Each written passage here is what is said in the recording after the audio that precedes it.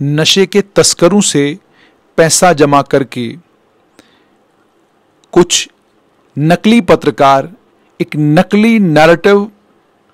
Union territory Jammu Kashmir की केंद्र शासित प्रदेश की सरकार के खिलाफ तैयार करने का काम कर रहे थे। ये बात स्टेट इन्वेस्टिगेटिंग एजेंसी ने अपने एक प्रेस नोट में कही है। उन्होंने कहा कि स्टेट इन्वेस्टिगेटिंग एसआईए जम्मू ने डिस्ट्रिक्ट पुलिस और सिविल एडमिनिस्ट्रेशन के साथ मिलकर बारामूला जिला में अलग अलग जगहों पर मल्टीपल लोकेशंस पर रेड्स किए। उसमें नामबिया उड़ी बारामूला में, और ये टेरर फंडिंग मामले में आज रेड्स हुई हैं। ये मामला पुलिस स्टेशन गांधीनगर में रजिस्टर किया गया था। एफआईआर नंबर है 73/2022। 31 मार्च 2022 को ये एफआईआर रजिस्टर की गई थी अंडर सेक्शन 13, 17, 18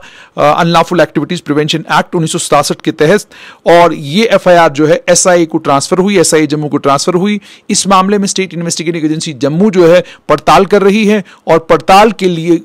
के सिलसिले में आज एसआईए जम्मू की टीम डिस्ट्रिक्ट एडमिनिस्ट्रेशन और पुलिस और सिविल एडमिनिस्ट्रेशन के साथ मिलकर उन्होंने बारामूला जिला में बहुत सारी जगहों पर रेड्स कंडक्ट की, और उन रेड्स के दौरान कुछ लोगों को गिरफ्तार भी किया गया है, ये खबर आ रही है।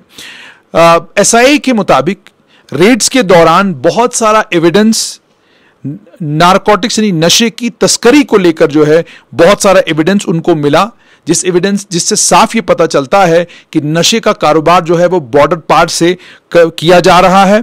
और उस नशे के कारोबार से पैसा जमा किया जाता है, और पैसा जमा करने के बाद उस पैसे को आतंकवादी गतिविधियों में इस्तेमाल किया जाता है, अलगाववादियों की मदद करने के लिए इस्तेमाल किया जाता है। ओवरग्राउंड वर्कर्स जो हैं उनको वो पैसा दिया जाता है, और सिर्फ इतना ही नहीं, जो आतंकी मारे गए हैं उन आतंकियों के परिवारों को भी वो पैसा मिलता है। और ये तमाम चीजें जो हैं रेड्स के दौरान बहुत सारा ऐसा एविडेंस, बहुत सारे ऐसे सबूत इकट्ठे हुए हैं जिन सबूतों की बिना पर एसआईए कह रही है कि वो साफ तौर पर ये कह सकते हैं कि नशे के कारोबार से जो पैसा आ रहा है उस पैसे का इस्तेमाल जो है हर तरह की अलगाववादी और आतंकवादी एक्टिविटीज को, अलगाववादी और आतंकवादी गतिविधियों को प्रमोट करने के लिए किया जा रहा है। उन्होंने ये भी कहा, सिर्फ इतना ही नहीं, बहुत गंभीर बात जो है स्टेट इन्वेस्टिगेटिंग एजेंसी ने कही है। उन्होंने कहा है कि जब उन्होंने पड़ताल के दौरान यह भी पता चला कि जो पैसा नशे की तस्करी से जमा हो रहा था उसे कुछ नकली पत्रकारों को फाइनेंस करने के लिए इस्तेमाल किया जा रहा था, ताकि केंद्र शासित प्रदेश जम्मू कश्मीर की सरकार के खिलाफ एक नकली और एक गलत नैरेटिव तैयार किया जाए, और आतंकवाद को अलग अलग सोशल मीडिया प्लेटफॉर्म्स पर ग्लोरीफाई किया जाए,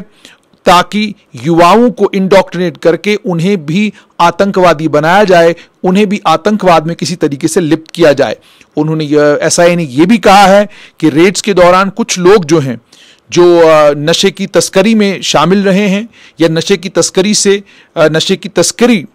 करते हैं, उन्होंने कहा कि जो लोग उसमें इन्वॉल्व हैं, जो लोग उसमें शामिल हैं, उन्हें गिरफ्तार किया गया है। और अब इस मामले में पड़ताल जो है आगे बढ़ रही है। उस पड़ताल में कुछ और लोगों को आने वाले दिनों में गिरफ्तार किया जा सकता है। वो पत्रकार भी हो सकते हैं, अन्य कुछ और एजेंसीज के साथ काम करने वाले लोग भी हो सकते हैं, जो नशे की इस तस्करी से जो पैसा आता है उस पैसे का इस्तेमाल अलग अलग वेब पोर्टल्स चलाने के लिए कर रहे हैं। यह भी कहा गया है कि इनसे 6.9 लाख के करीब रेड्स ने अभी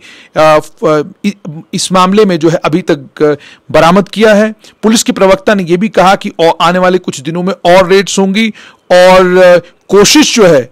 वो इन मॉड्यूल्स को खत्म करने की कोशिश जो है लगातार स्टेट इन्वेस्टिगेटिंग एजेंसी कर रही है और करती रहेगी। स्टेट इन्वेस्टिगेटिंग एजेंसी ने कहा है कि ये एफआईआर जो है वो गांधीनगर थाने में, जम्मू में ये एफआईआर लगी थी, और एफआईआर लगने के बाद एसआईए ने एक टीम कॉन्स्टिट्यूट की। उस टीम को लेकर एसआईए बारामूला पहुंची, और जिला पुलिस बारामूला और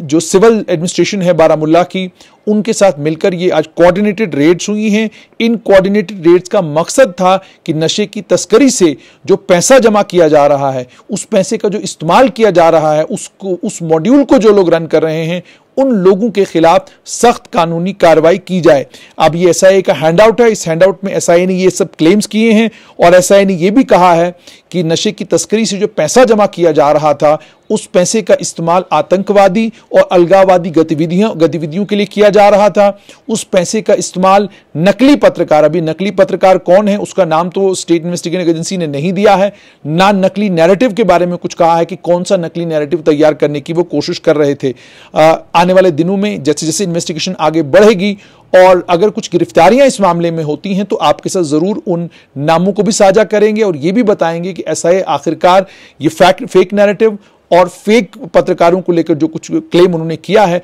आखिरकार ये किस बुनियाद पर किया है। खबर यही कि बारामूला में एसआईए की रेड्स हुई हैं और इन रेड्स में कई लोगों को गिरफ्तार किया गया है।